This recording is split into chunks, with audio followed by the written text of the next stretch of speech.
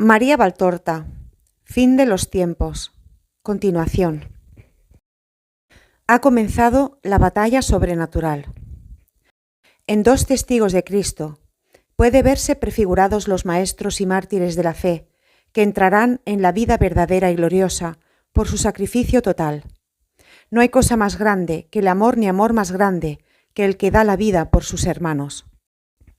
Dice Jesús: en dos testigos míos pueden entenderse comprendidos todos los maestros en la fe, pontífices, obispos, inspirados, doctores de la Iglesia y almas imbuidas de la luz y de la voz. Ellos, con voz desprovista de todo matiz humano, me proclamaron a mí, junto con la verdad de mi doctrina, poniendo un sello de santidad, de dolor y hasta de sangre para confirmación de su voz.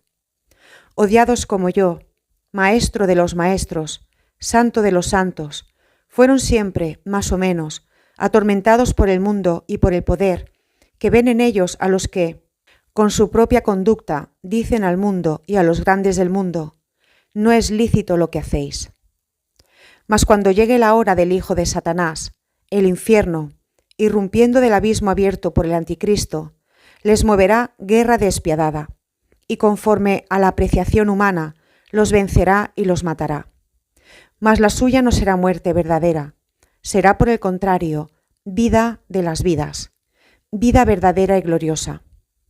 Porque si han de tener vida los que siguen mi ley en los mandamientos, qué infinita plenitud de vida no tendrán los que, además, siguen mis consejos evangélicos de perfección e impulsan conmigo a su propio ser hasta el sacrificio total por amor de su Jesús, el eterno inmolado, al que imitan hasta el sacrificio de su vida.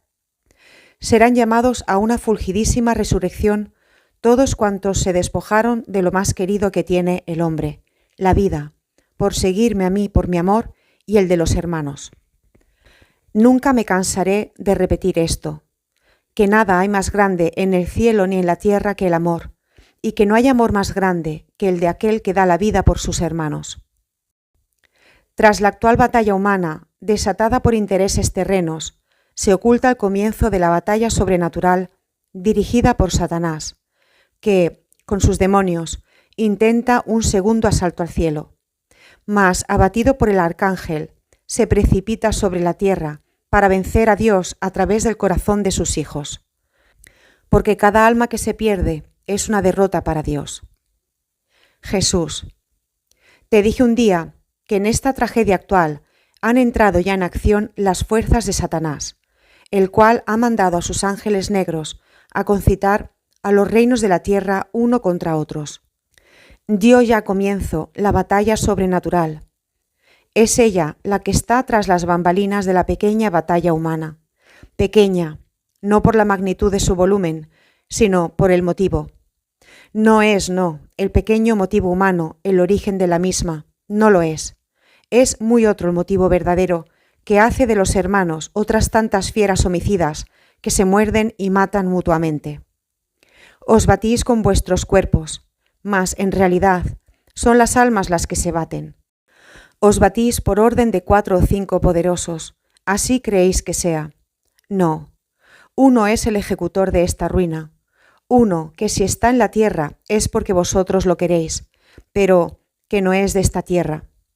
Es Satanás quien maneja los hilos de este estrago en el que son más las almas que mueren que no los cuerpos. Es esta una de las batallas iniciales. El reino del anticristo, para consolidarse, necesita de un cemento amasado con sangre y odio. Y vosotros, que ya no sabéis amar, le servís perfectamente y os matáis mutuamente y maldecís de quien no es culpable de este vuestro mal, de Dios, que lucha con sus ángeles por defender cuanto es suyo, la fe en el corazón de los cristianos y la bondad en el corazón de los buenos. No soy yo quien, por ahora, hago la selección. Sois vosotros los que espontáneamente os seleccionáis. Aquellos que, a pesar del horror, saben comprender que Dios es siempre Dios, o sea, bondad y justicia, y que la salvación se encuentra en el seguimiento de la ley de Dios, se apartan de los que niegan estas verdades. Los primeros suben al encuentro de la luz mientras que los otros se precipitan en las tinieblas. Verdaderamente Satanás, con sus demonios, intenta un segundo asalto al cielo, mas, abatido por mi arcángel, se precipita sobre la tierra para vencer a Dios a través del corazón de sus hijos, porque cada alma que se pierde es una derrota para Dios. Y Satanás lo consigue con facilidad, porque el corazón de los hombres ya no tiene llama de espíritu y no tiene vida de espíritu. Es un nudo de pecado en el que medra la triple lujuria que da muerte al espíritu. Serán dichosos los que permanezcan fieles a Cristo y a su Iglesia. Jesús. Bienaventurados aquellos que vencieron en virtud de la sangre del Cordero y permanecieron y permanecerán siempre fieles. Bienaventurados aquellos que hayan rechazado a Satanás y sus lisonjas sin preocuparse de sus aparentes triunfos ni de sus desesperados esfuerzos en esta hora, que él sabe ha de ser breve para su reino de maldición, y hayan permanecido fieles a Cristo y a su Iglesia, desmembrada por la persecución anticristiana, mártir invicta como el gran mártir su esposo, Cristo crucificado, pero renacida más bella, tras su muerte aparente, para entrar glorificada en el cielo en donde el verdadero pontífice la espera para celebrar las nupcias. Escrito el 21 de agosto de 1943. Nota. Los dos testigos. Apocalipsis 11 del 3 a 4. Mientras tanto, encargaré a 2 testigos que anuncien en público mi palabra durante 1260 días, vestidos con ropa de luto. Estos son los 2 olivos y las 2 antorchas que permanecen ante el Señor del mundo. Satanás, émulo de Dios, tiene sus ministros, primera y segunda bestia, contrapuestos a los arcángeles Miguel, testimonio de Dios, y Gabriel, fortaleza de Dios. Primera bestia, potencia humana, primera manifestación de Satanás. Persuade al hombre para hacer desaparecer por sí mismo la señal de Cristo. Eliminada la señal con el pecado que priva de la gracia, la bestia puede acercarse e inducir al hombre a adorarla, cual si fuera Dios, y servirla en el delito. Corresponde al arcángel Miguel. Dice Jesús: te dije un día que el eterno envidioso trata de copiar a Dios en todas sus manifestaciones. Dios tiene sus arcángeles fieles, Satanás tiene los suyos. Miguel, testimonio de Dios, tiene un émulo infernal, y lo mismo Gabriel, fortaleza de Dios. La bestia primera que sale del mar y con voz blasfema hace proclamar a los ilusos: ¿quién como la bestia?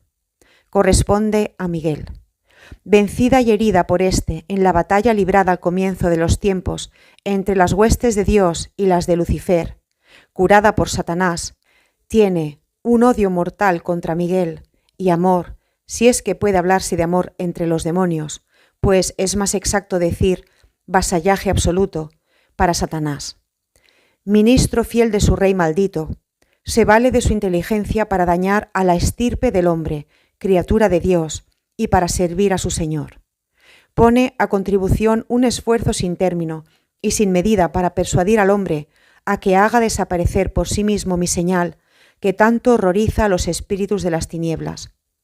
Eliminada la señal con el pecado que priva de la gracia, crisma luminoso extendido sobre vuestro ser, la bestia puede acercarse e inducir al hombre a adorarla cual si fuera Dios, y servirla en el delito. Si acertara el hombre a comprender el grado de esclavitud a que se somete desposándose con la culpa, no pecaría. Mas el hombre no recapacita, solo mira al momento y al goce del momento, y peor que Esaú, vende su generación divina por un plato de lentejas. Segunda bestia, ciencia humana, segunda manifestación de Satanás. Apariencia de cordero, pero espíritu de dragón. Corrompe sin producir rebelión. La potencia humana produce de suyo rebeldes, a causa de la soberbia de la mente. Corresponde al arcángel Gabriel. Jesús. Satanás, por otra parte, no se vale únicamente de este violento seductor del hombre. Como éste, en general, es poco reflexivo, hay asimismo con exceso hombres que, no por amor, sino por temor del castigo, no quieren pecar gravemente. Y he aquí que entonces entra en acción el otro ministro satánico, la segunda bestia. Bajo apariencias de cordero, tiene espíritu de dragón.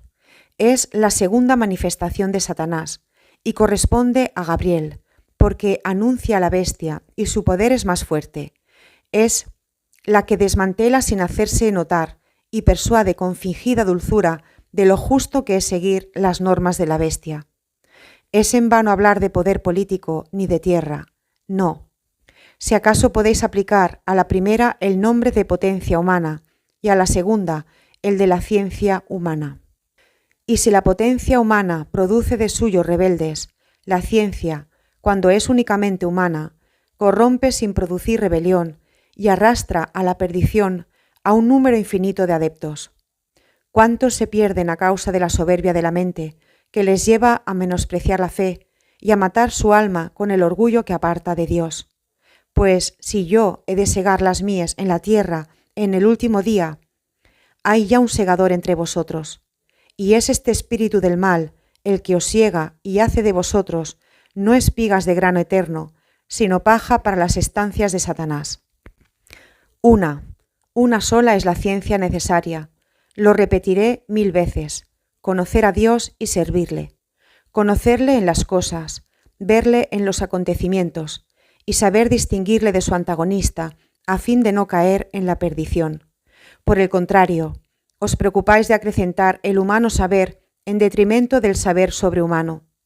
Yo no condeno la ciencia, antes me place que el hombre profundice con su saber en los acontecimientos que ha ido acumulando, y así pueda comprender y admirarme cada vez más en mis obras. Para esto os di la inteligencia, debiendo hacer uso de ella para ver a Dios en la ley de los astros, en la formación de las flores, en la concepción de los seres, y no para violentar la vida o negar al Creador. Racionalismo, humanismo, filosofismo, teosofismo, naturismo, clasicismo, darwinismo. Tenéis escuelas y doctrinas de todo género y de todas os preocupáis por más que en ellas se encuentre la verdad muy desnaturalizada o anulada. La única escuela que no queréis seguir ni profundizar es la del cristianismo. Por lo demás, la natural resistencia.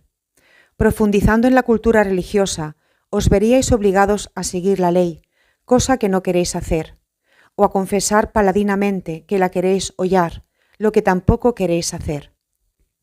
Y a eso se debe el que no queráis haceros doctos en la ciencia sobrenatural. Mas, pobres necios, ¿y qué haréis con esas vuestras escuelitas y palabritas cuando hayáis de comparecer a mi examen?